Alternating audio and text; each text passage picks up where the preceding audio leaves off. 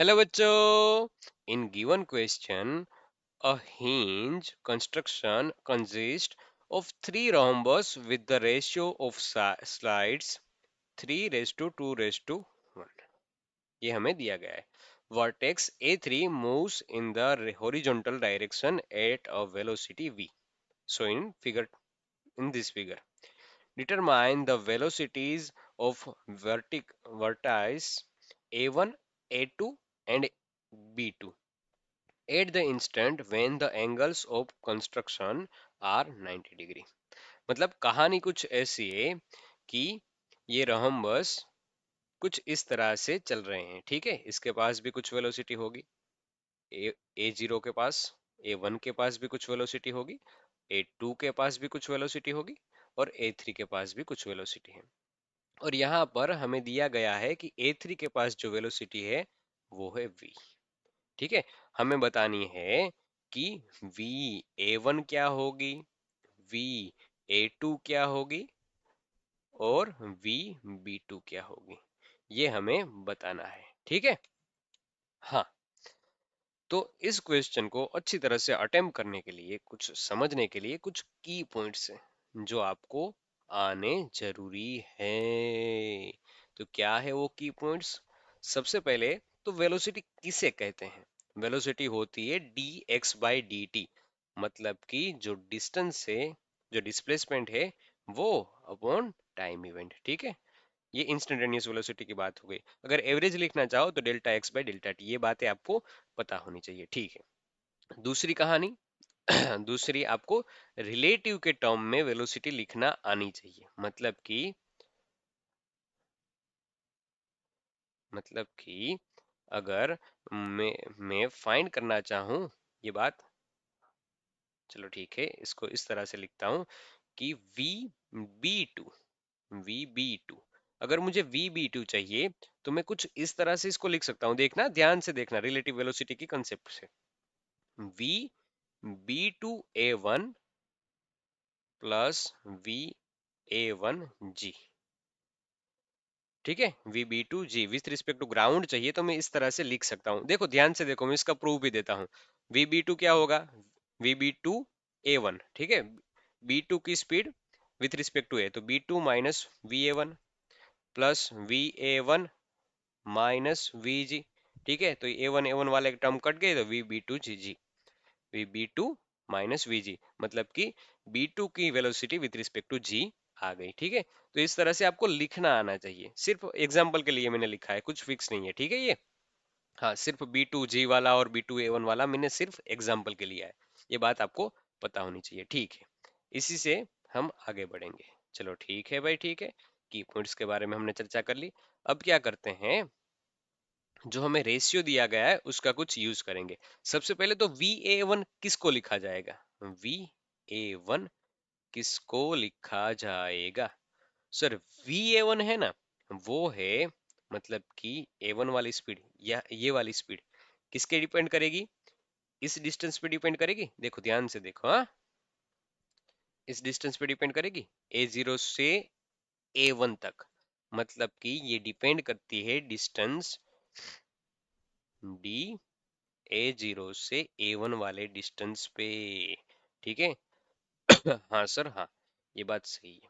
Upon करके D T, same to same V A two के बारे में हम लिखें, वी ए टू के बारे में हम लिखे तो अपॉन करके तो डी टी आएगा, लेकिन ये डिस्टेंस या डिस्प्लेसमेंट आप कह सकते हो कितना होगा? वो होगा इस केस में, वी ए टू वाले केस में वो होगा ये पूरा का पूरा, ये पूरा का पूरा, मतलब कि ए जीरो से ए टू तक का, ए जीरो से ए टू तक का। ठीक है, ठीक है। अब ए थ्री के बारे में सेम कहानी होगी। देखो वी ए थ्री क्या होगा? वी ए थ्री होगा, अपॉन में तो डी टी आएगा, ठीक है, लेकिन कहानी चल रही है ये वाली कि ऊपर क्या आएगा। तो देखो ए थ्री के लिए, ए थ्री के लिए, एक मिनट मैं कलर चेंज कर लेता हूँ। ठीक है, ए थ्री के लिए ये पूरा का पूरा डिस्टेंस आएगा, पूरा का पूरा, मतलब A0 से A3 तक का, ठीक है, और वो हमें बताया गया है कि वो है इज इक्वल टू V, ठीक है, क्वेश्चन में ही बताया गया है, ठीक है। अब हमें दिया क्या गया है, ये कुछ दिया गया है गिवन डाटा, इसको मैं लिख दूं यहाँ पर, गिवन है, ठीक है। क्या गिवन है हमें, जो साइड वर्टेक्स है, मतलब कि ये चीजें हमें दी गई है,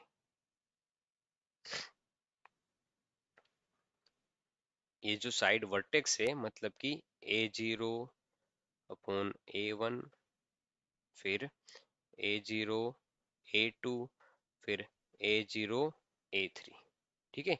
ये किसी तरह से हम फाइंड कर लें तो हमारा काम बन जाएगा, ठीक है। हमें दिया गया है वो 3:2:1, मतलब कि ये साइड लेंथ हमें दी गई है, इसको अगर हम मान लें 3, तो ये हो जाएगा 3A, ये हो जाएगा 2A, और ये हो जाएगा सिर्फ A, ठीक है। ये बातें हमें दी गई है, ये वाला रेशियो हमें फाइंड करना है, ठीक है, सॉरी मेरी गलती, ये गिवन नहीं है। किसी तरह से हम ये चीज फाइंड करने में, ये चीज हम फाइंड कर ले तो हमारा काम बन सकता है, ठीक है। हमारी पहली प्रायोरिटी क्या है कि ए रेशियो फाइंड किया जाए, ए रेशियो क्या होगा, तो वहां से हमें इन तीनों की इन तीनों की इक्वेशन मिल जाएगी, तीनों का रेशियो मिल जाएगा, ठीक है। हाँ, ये मिल जाएगा। तो सबसे पहले फाइंड करते हैं A0 A1, फिर A0 A2, फिर A0 A3। चलो ठीक है, फाइंड करते हैं। देखो,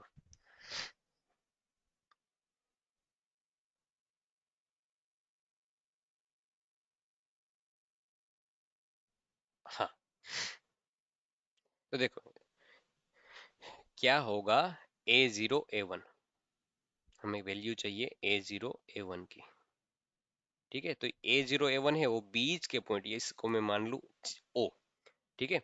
तो मैं A0 A1 को लिख सकता हूँ 2A0 O, हाँ भाई लिख सकता हूँ, ठीक है। इसको एक ट्राइंगुलर मान लो, हाँ बन गया। ये होगा 45, क्यों होगा 45, क्योंकि पूरा का पूरा 90 है, हमें बोला गया है क्वेश्चन में, ठीक है। ये वाली साइड है 3x, हाँ। तो यहाँ से हम इसको रिजोल्व करेंगे तो कुछ ऐसा मिलेगा कि A0 O, देखो इसको कोस लिखो, कोस 45 इज इक्वल टू बेस है A0 O अपॉन हाइपोटेन्यूज दिया गया है 3x, तो यहाँ से A0 O की वैल्यू मिलती है 3x/√2, तो यहाँ से वैल्यू पुट करो 3x/√2, तो वो मिलेगी 3√2x। चलो ठीक है, वैसे ही हम फाइंड करेंगे A0, ठीक है, इसको फाइंड कर लेते हैं, सिर्फ इसको A1 से A2 तक, ठीक है। तो ये कुछ ऐसा मिलेगा, क्योंकि 2x हमें दिया गया है और ये है 45, तो यहाँ से cos 45 की वैल्यू होगी 1/√2, फिर A1 से इसको बोल देते हैं ओडेज, सो ओडेज अपॉन 2x, यहाँ से A1 ओडेज मिलता है हमें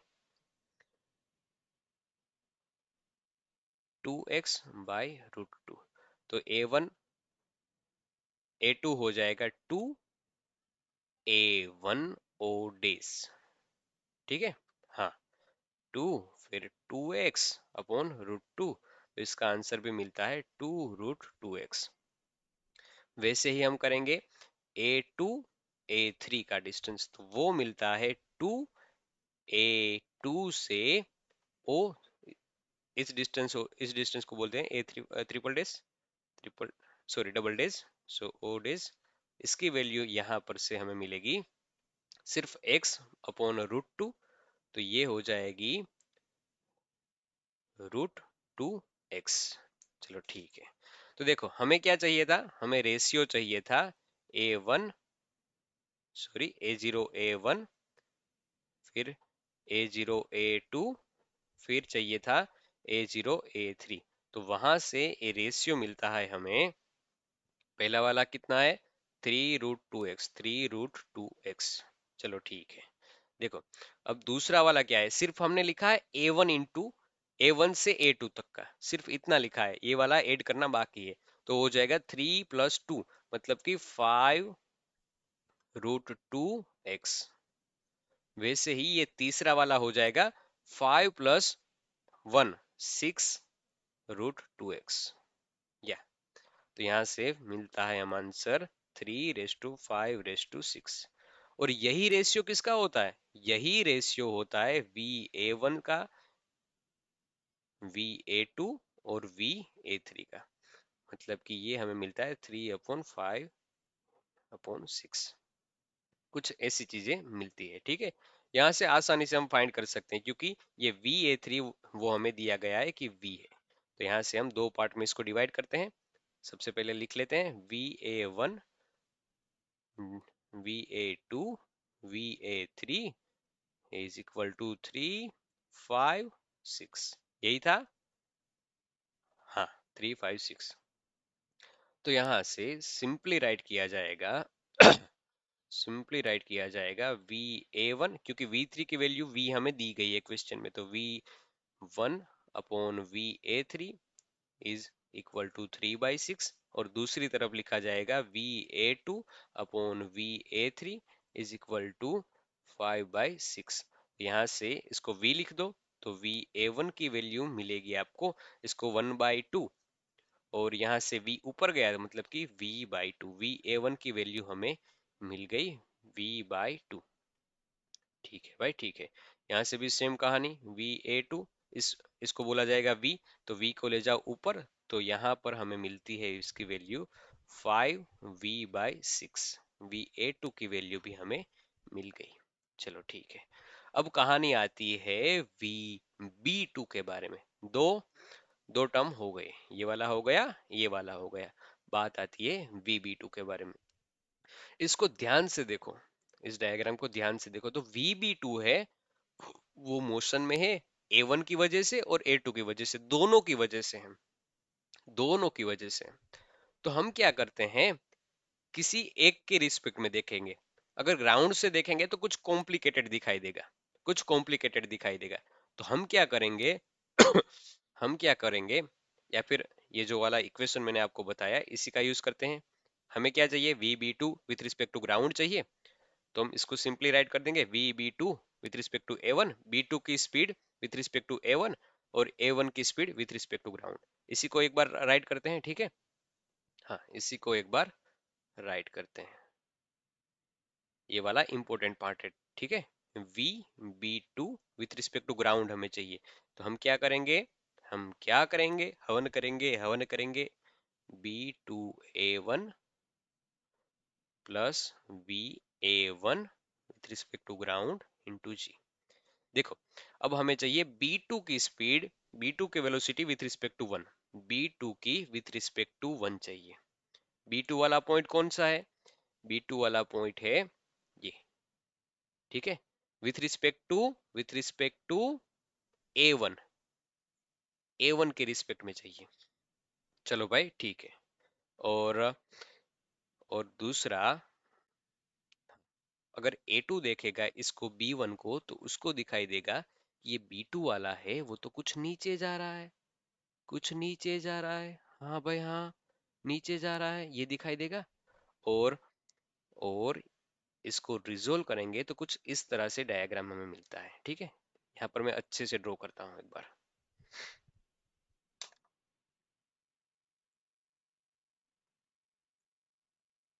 ओके, हाँ, तो कुछ इस तरह से मिलेगा।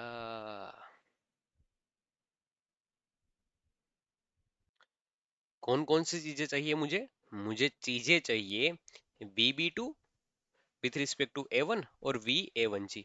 ये वैल्यू तो हमें पता है, ये वैल्यू तो हमें पता है कि वो है V/2, ये चीज हमें पता है। लेकिन ये निकालनी है किसी तरह से, ठीक है। तो हम क्या करते हैं, सोचो, यहाँ पर है B पॉइंट, B2, यहाँ पर है A2, और यहाँ कहीं है A1। देखो A1 के रिस्पेक्ट में चाहिए तो इसको ऑब्जर्वर बना लो। हाँ सर बना लो कोई दिक्कत नहीं है, ऑब्जर्वर बना लो। और देखो B2 की स्पीड है वो किसके, इसमें मैं क्वेश्चन पूछता हूँ, किसकी वजह से स्पीड है, किसकी वजह से वेलोसिटी है, तो हम बोलेंगे वेलोसिटी है A1 की वजह से और A2 की वजह से, दोनों की वजह से B2 के पास वेलोसिटी है क्योंकि दोनों मूव कर रहे हैं। तो V2 की B2 की वेलोसिटी वो दोनों की वजह से, तो हमने एज्यूम कर लिया कि A1 तो ऑब्जर्वर है, मतलब कि वो रेस्ट पे आ गया।